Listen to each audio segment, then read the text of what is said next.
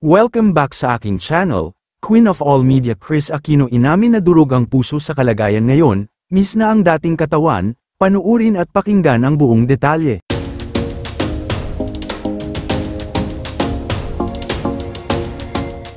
Maging si Queen of All Media Kris Aquino ay nami-miss na rin ang dating siya o mga panahong aktibo pa siya sa showbiz at iba't ibang ganap sa life, at wala pang mga iniindang sakit. Iyan ang pahayag daw ni Tetay nang makausap siya ng kaibigang journalist na si Dindo Balares. Napag-usapan kasi nila sa kwentuhan ng isang edited video ni Senator Ronald Bato de la Rosa nang sabihin niyang hindi siya lawyer subalit ginagabayan lamang ng Holy Spirit. Sa gabi ng pagdedesisyon ng mga senador hinggil sa impeachment trial ni Vice President Sara Duterte. Idinugtong naman sa video clip ni Senador Bato ang lumang video clip naman ni Kris habang sinasabi ang pahayag na, "I'll wait for the Holy Spirit to guide me." Idinamay ko pa ang Holy Spirit. Tawang-tawa naman si Kris sa nag-edit ng naturang video, samantala, sa pamamagitan daw ng chat ay sinabi ni Kris sa kanya ang ilang realisasyon sa sarili, na ikinalungkot naman ng kanyang mga tagahanga.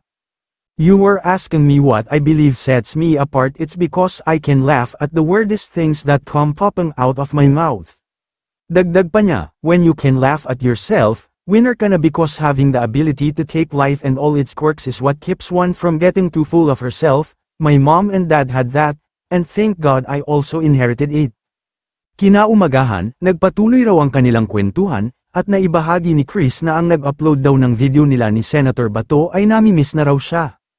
Kaya naman nasabi ni Kris na nami-miss niya na ang dating siya, yung walang sakit, yung mga ganap niya sa buhay, ganoon din ang nararamdaman niya para sa sarili.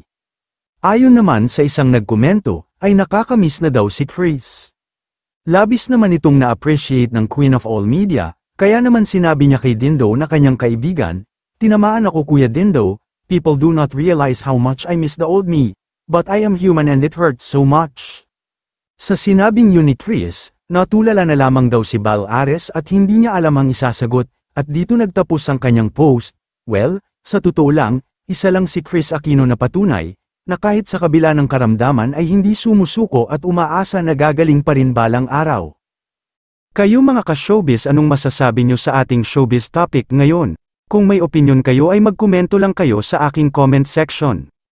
At syempre kung bago pa lang kayo sa aking channel ay mag-subscribe na kayo para lagi kayong updated sa mga showbiz trends na ina-upload ko. Maraming salamat po.